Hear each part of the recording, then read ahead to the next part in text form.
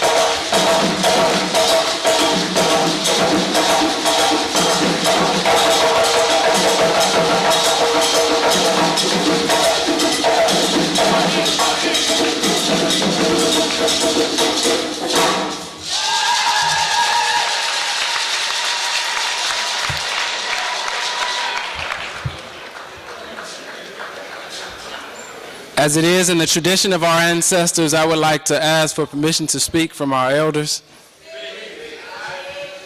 Sometimes I get a little scared when I say that, because you never know. And somebody might say no. I'd like to thank Brother Leroy and Brother Clarence for picking me up from the airport and my mother's house. They told me you all have been doing this for over 10 years. I said they're having a serious Wednesday night prayer meeting up here in New York. And I felt some serious Southern hospitality as I came down that aisle, too. I'd like to thank you for that. My name is Brother Mausiki Scales. I'm a descendant of a woman named Phoebe who served on a plantation in Edgefield, South Carolina. She was taken from the Ashanti people of West Africa, put in the belly of a slave ship, and brought to Edgefield, South Carolina via Charleston, South Carolina. I'm a descendant of Phoebe. I'm a descendant of her son, who is Willie. I'm a descendant of Willie Morgan as well as Mary Liza Morgan. I'm a descendant of their children, Carol and Kenner Morgan, as well as Coleman Morgan. I'm a descendant of John Morgan. I'm a descendant of Mary Etta Mackay. I'm a descendant of Coleman Morgan and Sally Mae Morgan. I'm a descendant of Bill and Helen Yvette Scales as well as Benjamin Scales. I'm a descendant of countless other Africans whose names I do not know. I'm a descendant of millions of Africans who were stuffed into the belly of ships. In the belly of these ships that resembled sardine cans or spoons that were packed on top of each other, stacked on top of each other. People that were made to travel the Atlantic Ocean for a 3-month time period, literally sitting in the laps of each other. If they had to go to the bathroom, they went on the backs of the person that was behind them or the lap of the person that was in front of them. When we begin to reflect on that particular experience, it makes my stomach hurt, beginning to think about the sewer water that was in the belly of those ships. Those ships that had water in it like blood in this water, seawater, urine, women's menstrual cycles, maggots, swimming rats, and our ancestors developed techniques for drinking this water called grueling, where they would clench their teeth together and sift in bits of life just in order to see the next day. Mothers who would take their children's lives because they felt that they didn't want those children to experience what they saw on those ships. African people that would decide to have an uprising on those ships, and if they took over the ship, if they were not successful, the master on that ship would literally, in some cases, feed them to the rest of that ship if they ran out of food. Sharks would begin to follow these ships out at sea because they knew a meal was not far behind. In fact, scientists today are still baffled that these sharks have changed their migratory pattern to an east-west pattern when it used to be a north-south pattern. Scientists are still trying to figure out why these sharks have changed their patterns inside of the ocean waters, because they've been feasting on African flesh for centuries. For thousands of years, when African people would end up coming to this island called Haiti, many of the women weren't expected to bear children until 2 or 3 years after their arrival. 2 or 3 years later. They had everyday household words for torture, like the four-post, where they would tie people down by their wrists and by their ankles. And when they would tie you down, they would beat you. And in some cases, they would even dig a special trench to encompass a pregnant woman's belly. The average lifespan in Haiti during that time period was only 34 years old. On a plantation in the South, right here, I got a chance to go down to Charleston not too long ago, and in many of those plantations, once we would come into those ports, what they would do is they would take us off of these ships into this place that's on today Chalmers Street in Charleston, South Carolina. They would take you to a cotton field. And if you stopped working, every 5 minutes, if you took a break, they would beat you over the back. And if on that first day you picked 150 pounds of cotton, that was your standard on plantations from that point on. Mothers who were used to carrying heavy loads on their backs, as well as heavy loads on their heads, found that their backs began to break. There's even recent evidence of people carrying such heavy loads on their heads that their skull began to collapse down on their spinal column, resulting in immediate death. Malcolm X talked about the story of when they would begin to season Africans in the Caribbean, how they would take black men and circle us around a tree and take a black woman and hoist her up this tree and then kill her and stomp on the baby after they slit the baby out of the mother's stomach. I don't reflect on these particular stories just because they gross the audience out or whatever, but just let us remember those Africans that suffer. Remember those Africans that chose to live, that chose to drink that particular water so that we could live to see this particular day. If we were on those ships, how would we want our descendants to be reacting and acting, all right? History has a serious lesson to teach us, talking about boycotts a little bit earlier. There was a place in Tulsa, Oklahoma called the Greenwood District and a place called Little Africa. Black people said, this was during the time period of Reconstruction, black people said we're gonna start all our own businesses. Several black millionaires, this is the 1930s and the 1940s, several black millionaires. They had their own airport. They had everything they needed right in their own community and they did not have to leave. When they took their dollar out of their pocket, it circulated in the Greenwood District for 3 years. 3 years. It never left their community for 3 years. Of course, this place ended up being bombed, but for 3 years, their dollar circulated in their community. Today, some white folks that call themselves Jews, all right, their dollar in their community, right here in New York, can circulate up to 3 years. Recent studies find that black people, once we get paid on Friday, Sam Goody or one of these places we working at, once we get paid on Friday in less than 6 hours, we giving it back to them. Less than 6 hours. We can't even count a 24-hour day before we giving our dollar back to them. So boycott needs to be a lifestyle. You know, more than just, let's isolate this time period. It needs to be a lifestyle.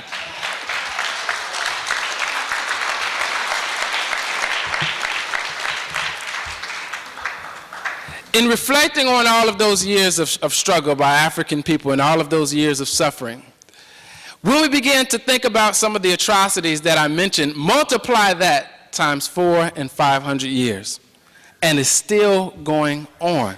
Still going on.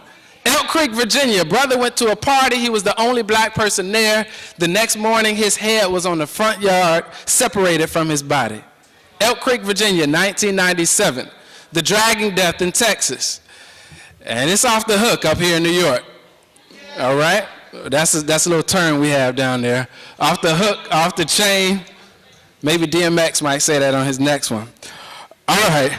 And multiply that times 500 years and begin to just reflect on that and say, well, after those 500 years, did African people get a chance to just sit down and meditate and reflect on who were we before that slavery process started? Who were we after it? And how did we get back home? Did we get that therapy at the end? I don't think we got that therapy. If anything, we got flooded with stereotypes. More and more stereotypes. Stereotypes can be very, very dangerous too. If anything, we didn't get a chance to heal, and that's very, very important after people go through a traumatic experience. If a group of women were raped, okay, and they were sitting down with the therapist having a healing session, it would be very difficult for them to heal with the rapist in the room. It'd be very difficult for them to heal with someone that reminded them of the racist or the rapist that was in the room. And I'm saying that because it's very, very important that there be some level of social isolation for us to heal. Because some of the images that I'm going to show you, the images that I'm going to share, roughly span the time period from about 1880 to 1960, okay? And I'm going to ask if we could bring the lights down because I'm going to begin to use my visuals, okay, some of the slides we have. So this healing process that has to take place, the reason why I'm starting at the time period of 1880, this is roughly the time period that in the South, they're talking about reconstructing. We're talking about trying to repair ourselves from the war that's taken place in the South, the Civil War. We're also talking about the days of slavery, suggesting that the days of slavery are over. Okay, if we could, can everyone see, by the way?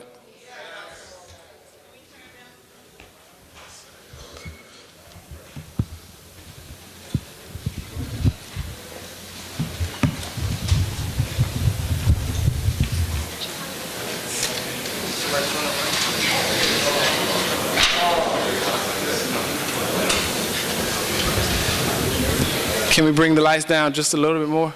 Is that possible?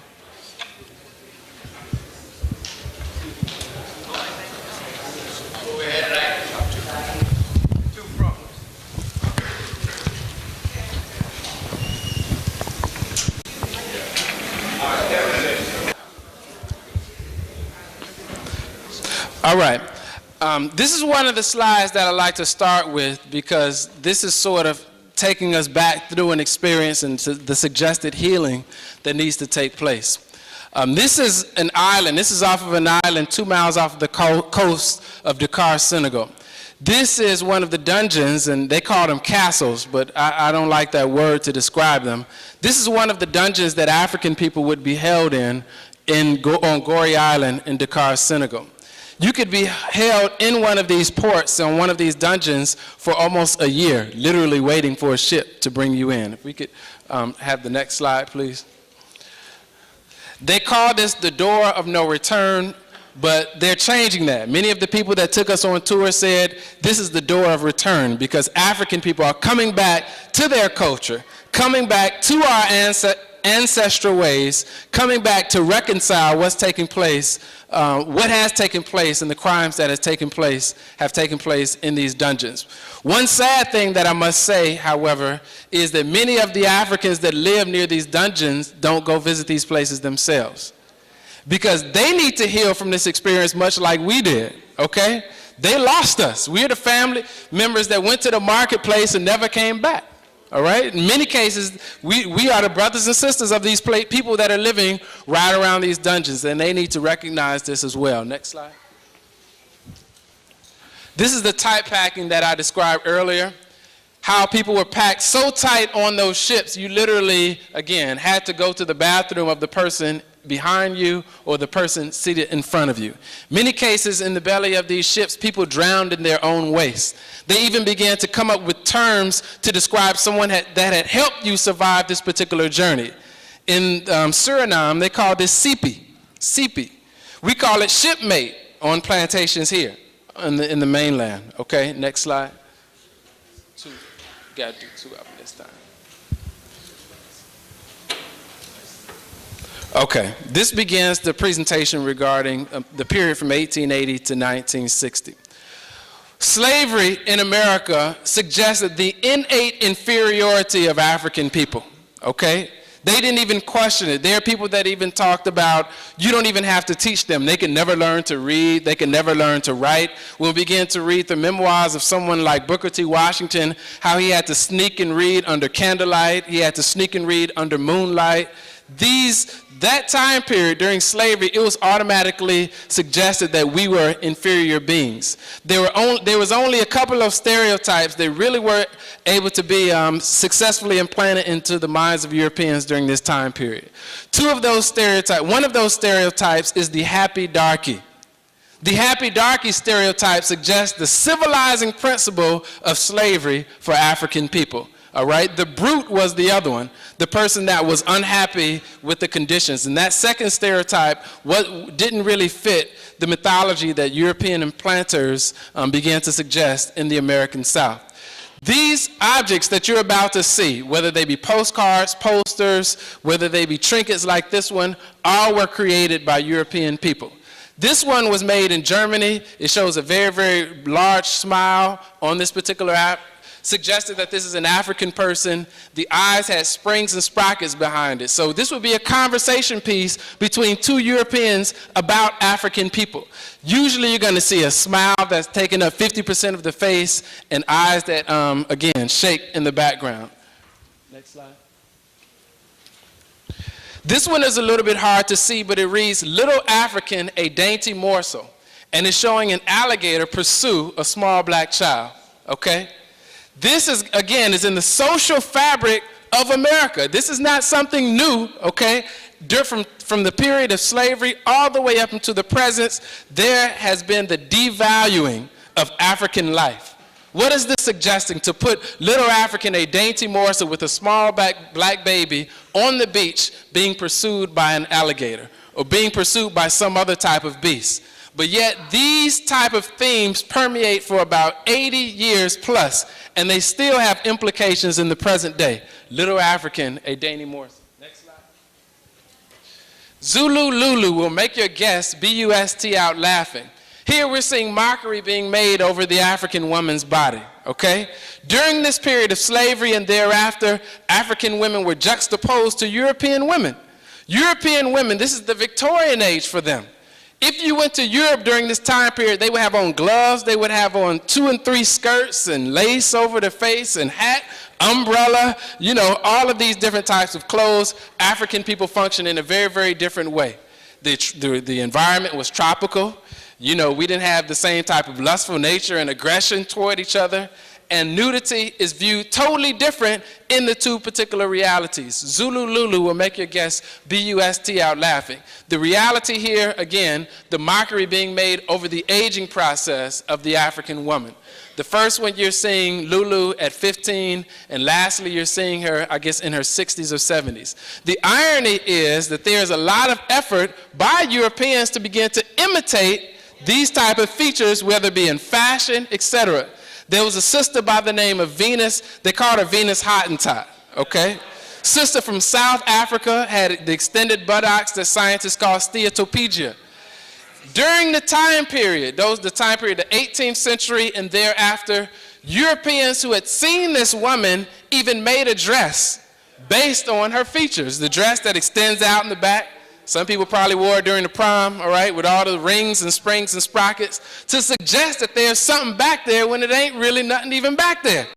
This type of dress imitating African features. And you can go and get some fuller lips for about $3,000 today, too. A little lip injection. Next slide. I'm going to skip that one. Next slide. Okay, this one is a little difficult to see. Can we try to focus that just a little bit? This one is a smoking tobacco that was patented in 1878. 1878, and you're seeing the depiction of a sister with an afro, a nose ring, and 2 earrings. In fact, if we could get the next slide, you'll get a closer image as to what the label actually reads. It reads, nigger hair smoking tobacco. Nigger hair smoking tobacco, patent April the 8th, 1878, okay? Let's begin to explore. Sometimes when I talk to my students, you know, we'll get on that perm and the blue contact lens and the skin bleaching cream thing, and it gets a little heated in the classroom for the sisters and some brothers, you know. And I tell them, divorce yourself from the situation and say, what were the social conditions for Madam C.J. Walker, right? And if she made $1 million, that means it was a lot more people affected than her. What were the social conditions that suggested that she straightened African people's hair? All right? What did this do to our self-concept? How did my grandmother feel when she was in a store and perhaps saw this stuff called nigger hair smoking tobacco? All right? The last poets used to say, compared to what? Compared to what? I was in the 8th grade. I called myself liking this sister. Her name was Angela. All right? And, you know, I called myself trying to say something to her, and she told my friends, but his lips so big. You know, and that hurt my feelings back then in the 8th grade. I didn't have much to go on other than, you know, my lips are big, so I'm thinking I got to tuck them here and, you know, smile all the time or something. Anyway, as the years began to progress, again, let's raise that question, compared to what are my lips big? If it was a village of people in the Congo, all right, of the pre-colonial Congo, all right, that were sitting down talking to each other, you think that a group of African people in a village would talk, your lips are big, or your hair is this way or that way? If everybody had them, would it have been a problem? It became a problem when we began to compare ourselves to European people, all right? That's when our lips got big. They was just lips before then. Dick Gregory said when God put the black man and woman down on earth, he gave us these full lips because of that juice from, you know, the fruit. When they hang down, we could just catch that extra juice from that, you know, the orange or the grapefruit, you know, and it's okay. It's all right. But to think about this, nigger hair smoking tobacco, why would they go as far as naming their smoking tobacco after African people's hair, right? All of these items, again, began to be throughout society on commercial products, suggesting it was something wrong with us. This was to teach them about us. What this was saying in many of the products was that, would you give this person that is truly an animal, would you give this person that can't carry a box of oranges across the street, would you give them the right to vote? During this time period, we were supposed to be, quote unquote, equal, even though we know Lincoln was really trying to save the economy, because in his speech later he said, I realize America will be divided into 2 societies, one black and one white, and I pray that all of my days and the days of my descendants, that those people who will be the superior ones will be the European, the white ones. They even thought that we were going to be extinct. They thought that black people were going to die off the face of the planet and we wouldn't even survive another 500 years after the slavery, okay? So nigger hair, smoking tobacco. Many of these slides, we can kind of pick up the pace on these slides, suggested about babies, eyes so happy. Children often shown by themselves, shown out in the field, unkept, usually in red, usually eating watermelon or chicken. And the suggestion here is that if you're eating something that you eat with your hands, you must truly be a quote-unquote savage, okay? So eating watermelon, eyes so happy. This is the typical depiction, what they would call during this time period, of a pickaninny, all right? Many of these stereotypes began to emerge very, very early, even before slavery. Some of the names that we are so ashamed of are actually corruptions of our own African names. The name Sambo is a name the Vai people of Africa used for the second-born son. I would have been Sambo if I was born among these people. But Europeans said, well, no, this is going to mean something totally different. And those of us with ancestry on the so-called Gold Coast, those of us who have taken day names, Santua, Kwame, Kwesi, they even made mockery of those names. In Jamaica, there's a book called Black Majority by a guy named Peter Wood. He goes through all of the day names, and Europeans took every single one of those day names and gave them derogatory meanings. So after a few generations, African people didn't even want to identify with these Ashanti day names that we're beginning to see emerge again, okay? Stereotypes, eyes right in it. You're seeing the children, again, tattered and torn, with the hats tattered and torn, unkept, out in a watermelon field, eyes right in it. This is a time period, again, where people are beginning to gain their ideas about African people, about African children. When you see the children by themselves, that's suggesting something about the black family. Where's mama? Where's daddy? Are they downtown? Next slide. Okay, some of these have the same theme. Next slide, please. Next slide. Okay, my Valentine's. Even Valentine's Day cards with the same type of theme. You know, I'll gladly share this melon with you. For 80 years, we're seeing this type of reality, okay? So when we began to see black people not having their lives valued, it's because this was the mentality behind many of the people who were running the society. From 1932 all the way up into 1972 in Macon County, Alabama, the U.S. government under the National Health Service had a test that they conducted on 601 black men. This is called the Tuskegee syphilis test. I went to Tuskegee. When I went to Tuskegee from the mid-'80s to the late '80s, what was found was syphilis still has the highest rate in Macon County, Alabama, than any other county in Alabama. That's saying that that study that went on for 40 years of the National Health Service injecting black men with syphilis, untreated syphilis, by the way. Now, they had the Miss Evers Boys thing, they had that come on silver screen. That was interesting. I got a chance to see the actual pictures. I've interviewed 3 of the men that were injected with this disease. What it did to their bodies is devastating. What it did to those communities is even more devastating. Because these men were simply told that they had bad blood. And they took that bad blood, which was syphilis, to their wives, and it spread again. Their children, probably the children that have a lot of defects, were born from these type of marriage situations. So it was very, very devastating as to what took place in Macon County. This is surely heaven. All right? This is surely heaven, even though this child is seated out here outside, no clothes on. The wine bottle's turned over. He's not using the fork. He's not using the knife. And it looks like it's nighttime. We've got the moon out here. However, this is heaven. This child has been left outside by himself. These are the type of themes that we see Europeans have with the mentality. And again, this is not just the South. Not just the South. Malcolm X said, when we talk about the North-South and this East-West, and particularly North-South, he said black people need to stop that. He said every place south of Canada is the South. That's what Malcolm X said. He said black people was trying to come from down south, up north to alleviate themselves from racism. He said that they just wearing a suit up there and they wearing a hood and the whole uniform down south. And it's the same racist Europeans that's keeping African people back. All right, Neely Fuller said it. When you find African people all over the planet, why do you find when they live in close proximity to Europeans, are Europeans in control of their destinies? Even when African people are in the majority. Even when African people are in the majority. Or the Caribbean.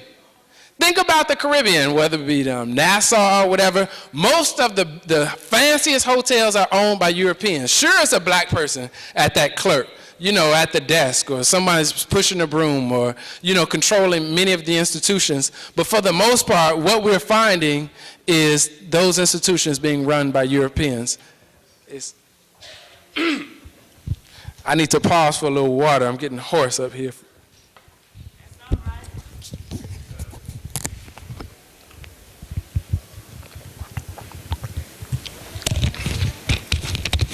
Okay, next slide, please. All right, we're going to spend a little time on this one.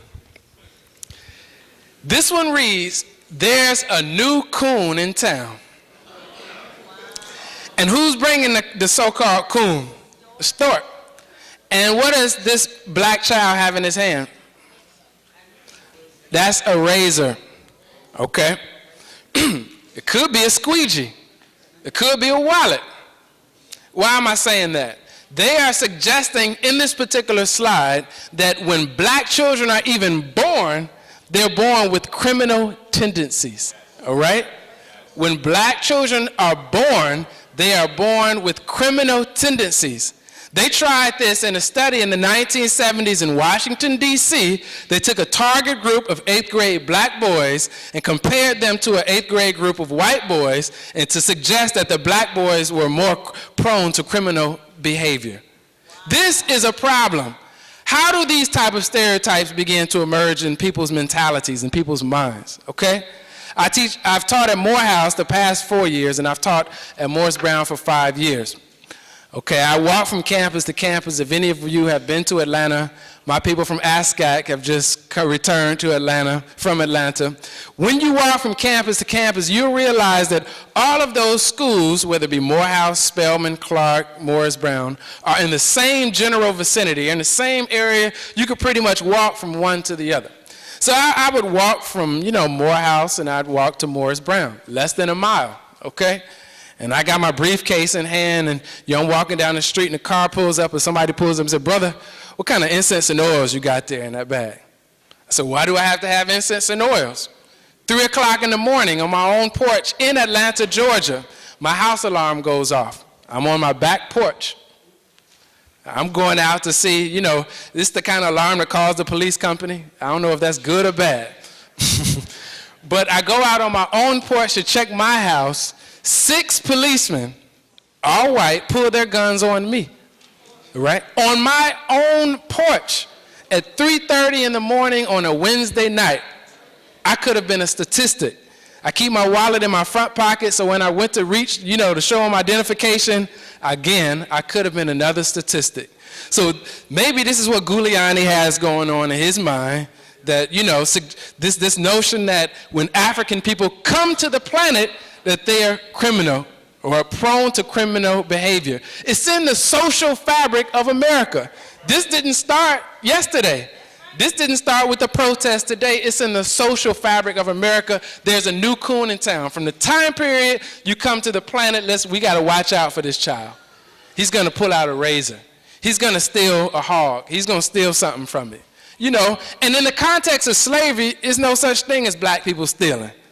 If you're going to work for 400 years without a paycheck, sure you can steal a hog.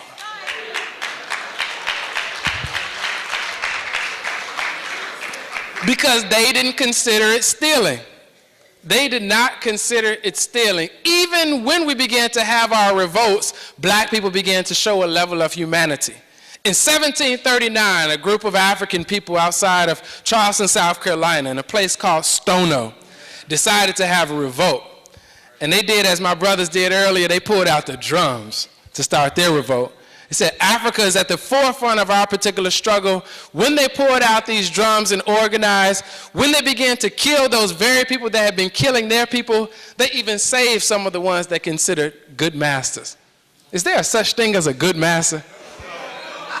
If you were a master, if you were good, you wouldn't be a master. But it showed the level of humanity African people had. You say a good master is a dead master, huh? That's what Dessalines said down there in Haiti. Next slide, please. Picked up. This is another one that devalues African life. Picked up in Sheridan. That's a county in Florida. It's a little girl. Picked up in Sheridan. Is it yours? Do you call your children it? You do not refer to children as it, all right? So it. This is very much like if you go in a grocery store, somebody has lost their dog. I saw a woman on the news tonight. She, lost her dog in the airport or something. People real serious about their animals or whatever. But picked up in Sheridan, is it yours? The devaluing of African life. We see this a repeated theme. Keep in mind, this has been taking place for 80 years. And it didn't stop just in the 1960s. My mama told me Martin ain't too much different than Amos and Andy when we take a critical look at them, okay? So many of these stereotypes didn't stop. In fact, when the first black actors began to go into Hollywood, they had to imitate some of these same type of stereotypes because Irish men had been imitating black people for so long in blackface that what? Then when black actors came onto the stage, they too had to blacken their already black face. Think about the psychological impact that this had on African people, on a black actor. You're getting money imitating somebody else that was originally imitating you in the first place. Kind of Sybil kind of thing going on. All right, next slide. Who said watermelon? George Washington Watermelon, Columbus Brown. As black as any little coon in town. At eating melon, I can put a pig to shame, for watermelon am my middle name. Okay? Same themes over and over and over and over. Next slide, please. This is a picture of a family of 2 children. They're black families. I went in 1994 and in 1995. I traveled the South as far as Arkansas, to Florida, to North Carolina. There were black people that said that they would have their children's picture taken, and their children's picture would literally end up in some of these images that were stereotyping African people. If we could move like 2 times. One more. One more. Okay, this is a real devastating one. Self-concept. I have 2 children, and I'm very, very careful. Some people call these things collectibles.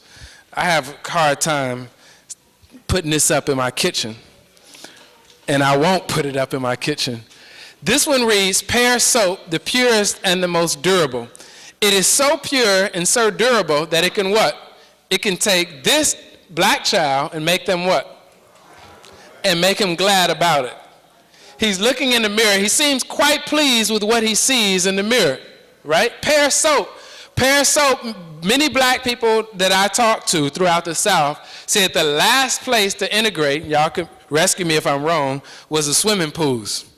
It's the last place they wanted us sharing with them. In fact, one of the riots of 1919, Red Summer in Chicago, all started over a brother that had crossed some imaginary line into the white beach, right? Crossing the line into the white beach of a swimming pool. But we were reading, Pear soap, the purest and the most durable, so pure and durable, it could literally take off black skin. Many people literally began to think that this type of soap would take off black skin. It is very, very sad to see, too, in Atlanta, you still see bleaching cream being sold, the number of students that have to deal with blue contacts, you know, this notion, again, in Africa, in the Caribbean, it's almost like there's no safe place. Where are we going to be African? In our souls. Yes? There you go. The Goldust twins, the Fairbank Goldust twins, they were bathing, and it shows them in all of this gold. Next slide. Let's skip a few of them. This one reads, if you want a nice dark tan, come and join us for the bathing. It's kind of hard to see. Next slide. Okay, again, more stereotypes of this would be the so-called pickaninny. The so-called pickaninny. For the black children, this was a word that many whites would call black children. It comes from a Portuguese word called pequenino or pequenino, okay, which means very little one or very little one. And many of the black children, they would use in these type of depictions, these type of stereotypes. Black people with crossed eyes, distorted features, stunted growth. Again, nothing like this in our family.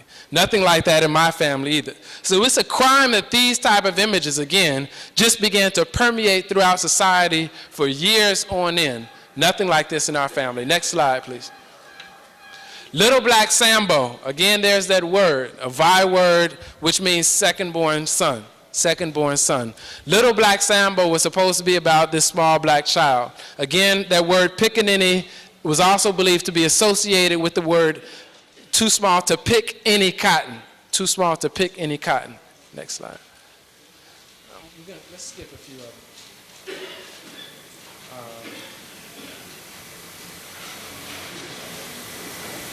This one is from France, 10 Little Nigger Boys. There were books out. We probably had the version 10 Little Indians. There were books out that said 10 Little Nigger Boys, and the previous one said 10 Little Nigger Boys going out to dine. One choked himself, and then there were 9. So it was an artistic rendering of genocide. By the end of the story, there are no more little black boys. Not a one. This is how artists began to depict genocide, or their version of genocide, first in books. It was in concept first, and then it went to a literal reality. We see this notion, again, of suggested genocide. Genocide is what happens every time a black person is shot out in the streets. And it's very, very sad to see how many people are shot that are innocent, not having any weapon on them whatsoever. You know, and I have a son. All right, and my wife's family is from Brooklyn. My son might want to grow up in Brooklyn. And if we don't change this reality now, this year and last year looks a lot like 150 years ago, when Ida B. Wells was traveling the country and she was, you know, following these lynchings that was taking place. Ida B. Wells, all right? Sister from Memphis, Tennessee. That's what started her career. Serious sister from Memphis, Tennessee. Long before Rosa got, you know, sat down on that bus, we had Ida B. Wells. Sister sat down on a train and said, I am not giving up my seat. This is almost 100 years before Rosa Parks. Sat down in a train, did not give up her seat. She sued the train company for trying to make her give up her seat. The black lawyer got a little scared when court time came. She went and got a white lawyer and won the case. Lessons in history, very important lessons in history that we can learn to inspire us. She saw these men when there was a store in Memphis, Tennessee called People's Grocery Store. People's Grocery Store was a lot like, you know, Africatown or the Greenwood District in Tulsa, Oklahoma, okay, or Beale Street down in Memphis. When she went to People's Grocery Store and supported it, much like many of those independent businesses, black people were supporting their own business. Same kind of situation like the Greenwood District. What they found, local white businessmen were losing so much money, they decided they was going to go stir up some trouble in People's Grocery Store. When they went inside the front doors, the black men who ran the store, they said, we ain't playing. They went there and caught themselves going to push some of these items down off of the shelves. These black men were packing. They were loaded. They had their pistols on them and shot these guys up. The local sheriffs came, they got these men together and took them to a prison, and the black people said, we ain't stupid. They stood vigil at this prison 24 hours. They said, will not be a lynch mob here. They stood vigil at the prison, and the sheriff came and finally told the black people that, well, it looked like those men that were shot up, the white men, it looked like they were going to live. Should the black people have left the prison? No, they shouldn't have. But many of them did. They left the prison, and 2 out of those 3 men were lynched, and 1 managed to get away. That is what sparked Ida B. Wells' anti-lynching campaign throughout this entire country. She would travel. If you were on death row, she would even pray with you if you didn't have any family. She'd sit down and pray with you and say, may God have mercy upon your soul, or if there's anything that I can do to save you, I will. And in some cases, she actually got some brothers off by bringing lawyers and raising funds in black churches and traveling throughout the South. But we need to be like Ida B. Wells today, because it seems as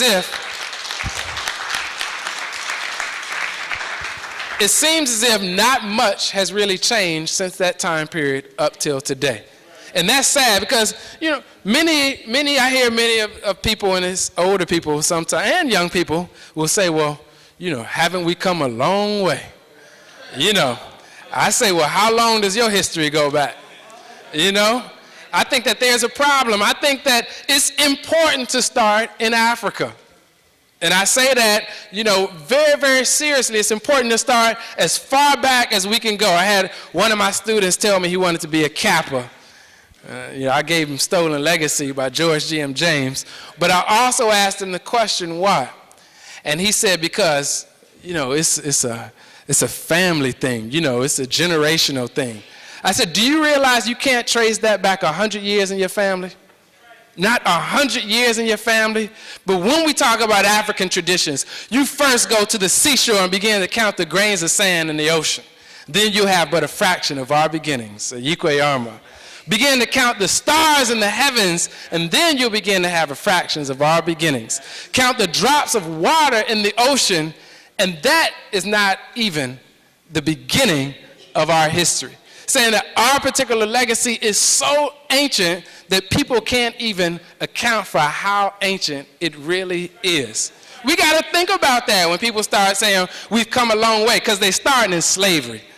That's where they start. When they say we've come a long way, they started in slavery and they bringing that up to the present. But that ain't right.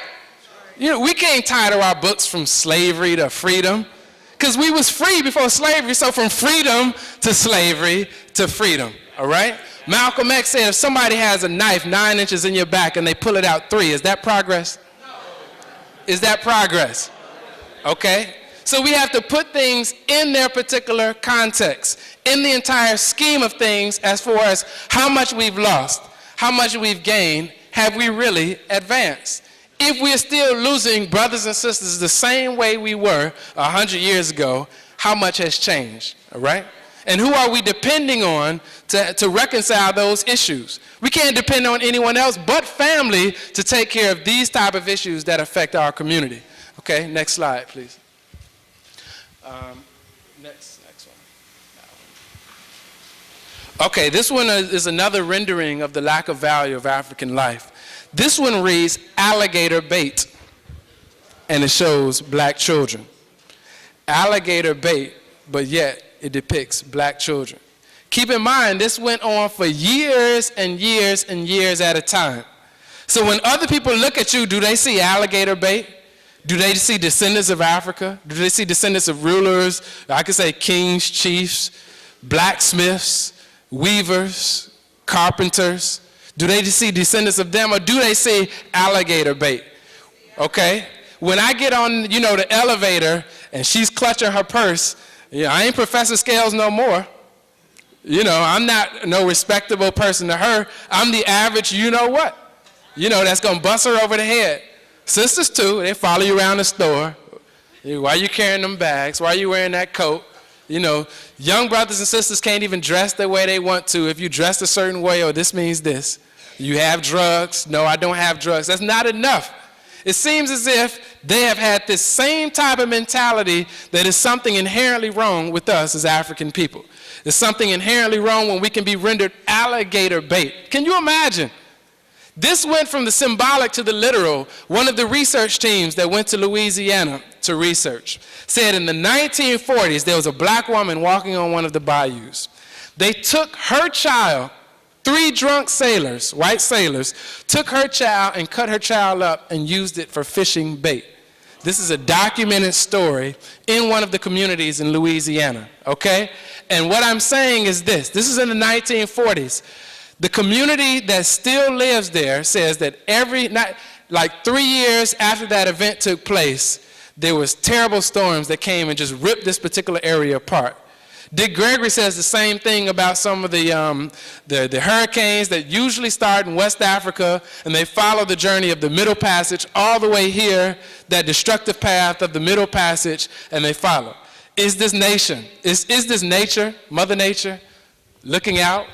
Is this what they call karma, or what the Igbo call kalma, okay? Is it that? Next slide, please. We're getting into the images of the mothers, the mythologies that have to do with the mothers. Many of the mothers were wet nurses during the time period of slavery. All right, New York looked like it still got this going on in some areas of a lot of black women that take care of white children. See, she's pulling her sock off right here. She's getting her ready for bed. Because when white women would have their children, in many cases, they said, I don't even want to lactate. I don't even want to breastfeed my own children. They would put white babies on black breasts of black women. We were supposed to be savage animals, beasts, etc., but we was good enough to do what, Feed your child. And they knew that there was something in the black woman's spirit that wouldn't kill that child, that she was nurturing these children just as if She was nurturing her own in many cases, okay? What we see, look how the artist decided to depict these type of images. Who's the little angel in this picture, all right? When you see them constantly depicting us in red, many of the black people I talked to throughout the South even refuse to wear red in bright colors. Why did they do this? Because in the Christian hagiology, what's red? Associated with the devil or evil. This type of suggestion that we see here in comparison. We got to read into their particular themes as to what is taking place here. Think about the countless times black women left their children starving at home, or brought the scraps from their table home to their own particular children. Let's begin to explore this too.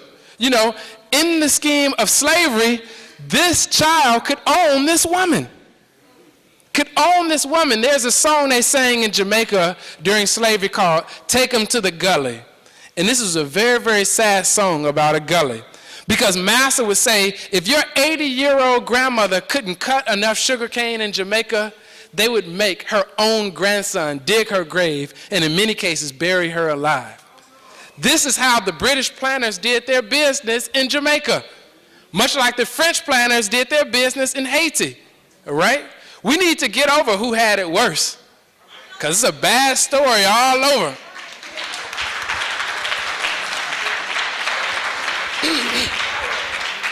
Next slide, please.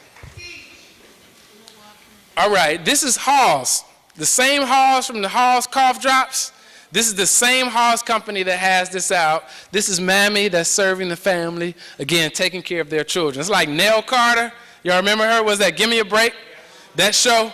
She took care of their children, even at the cost of not being connected to any family whatsoever.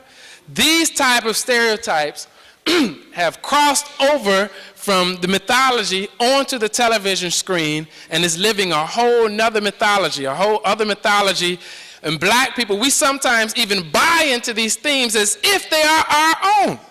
These are not our own. This is somebody else's imagination of us as a people. This is not a reality, okay? This is somebody's imagination. We have to be careful as to what we begin to buy into, okay? So this type of themes repeated over and over. This was literally a slave nurse for this child. This is a literal case. This is an actual picture. This child is in ownership of this woman. Imagine that. Imagine my 85-year-old grandmother giving up her seat on a bus to a 12-year-old white boy in Montgomery, Alabama. It lingers all the way up until today. This type of reality. Okay, next slide. Next slide. I got a lot of slides. Y'all got to excuse me. I'm sorry? No, he was saying that was Robin White. Oh, I'm not sure. Next slide. Next slide. Next slide. I'm going to skip a few of them. Next one. Next one. Go ahead. Let's skip this one too. Yeah.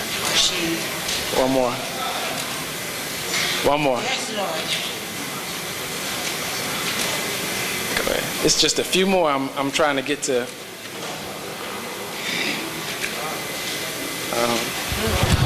Okay, here we go. Genuine black and white bleaching cream.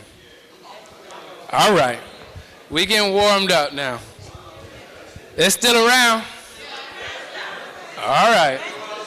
That's a problem. Okay? Somebody mentioned Michael Jackson. This is a brother by the name of Anthony Browder who has that Nile Valley Civilizations book out.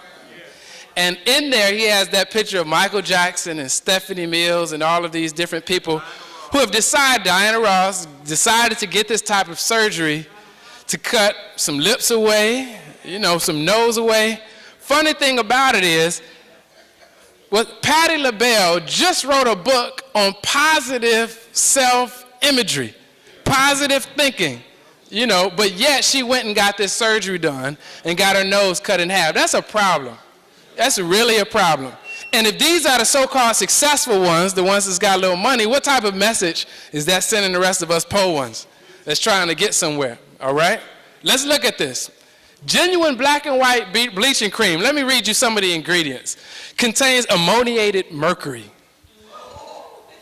When I was in science class, they said, well, you don't touch the mercury with your hand because it burns you, right? Bismuth subnitrate, zinc oxide. It sounds like a bomb being made right here. But yet people will go and put this on their skin. One of my former teachers, brother from the Congo, said he went home. It was a sister he was engaged to for several years. He went home to a party and had left the party without even realizing that that was the same sister because she had used so much bleaching cream on her body because she was about to disappear. Next slide, please. The next one, Sweet Georgia brown skin bleach cream. I guess you're supposed to look like that when you finish. All right. It gets better. Next slide. It gets worse, actually. Instant Loving Pink Cream, 35 cents for very dark skins. For very dark skins. This is suggesting that we have some sort of problem with our skin. All right? Many of our ancestors bought into that. All right?